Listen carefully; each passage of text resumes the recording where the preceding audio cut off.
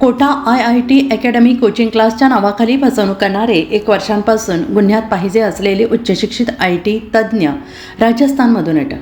गुन्हे शाखा अंबड आणि गंगापूर पोलीस स्टेशनची उल्लेखनीय कामगिरी.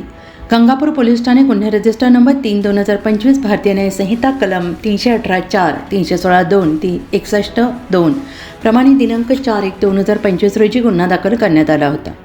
सदर दाखल गुन्ह्यातील आरोपींनी Kota IIT academy coaching classes नावाने 2017 पासून लोकांचा विश्वास संपादन करून विद्यार्थ्यांच्या पालकांकडून लाखो रुपये फी स्वरूपात स्वीकारून तसेच काही लोकांना क्लासमध्ये भागीदारी करतो, दुसरीकडे नवीन क्लास सुरू करायचा आहे असे प्रलोभन देऊन त्यांच्याकडून पैसे गोळा केले.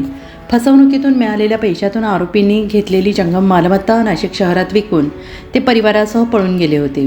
आरोपी हे उच्च शिक्षित IT क्षेत्रातील तज्ज्ञ असून त्यांनी पकडले जाऊ नये मग कोणताही धागादोरा मागे सोडला नव्हता.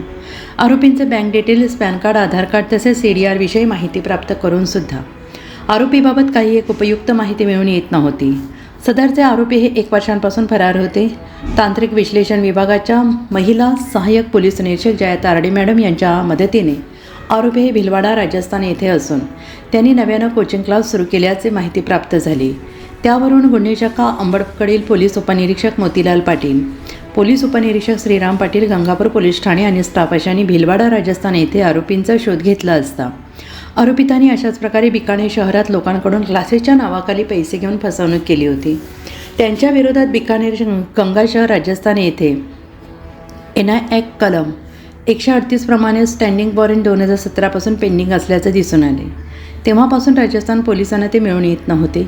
स्थानिक पोलिसांच्या मदतीने आरोपी एक सुरेंद्र मानसिंग भोजावत वय वर्ष 43, जयसिंग मानसिंग भोजावत वय वर्ष 45, उमा कंवर सुरेंद्रसिंग भोजावत वय वर्ष 41, दीपा जयसिंग भोजावत वय वर्ष 43, नवरतन मानसिंग भोजावत वय वर्ष 66, मानसिंग छोंगासिंग भोजावत वय वर्ष 78, सर्व राहणार चंद्रशेखर आझादनगर जैन मंदिर रोड भिलवाडा राजस्थान अशानं ताब्यात घेतलेलं असता त्यांनी गुन्हा केल्याची कबुली दिली.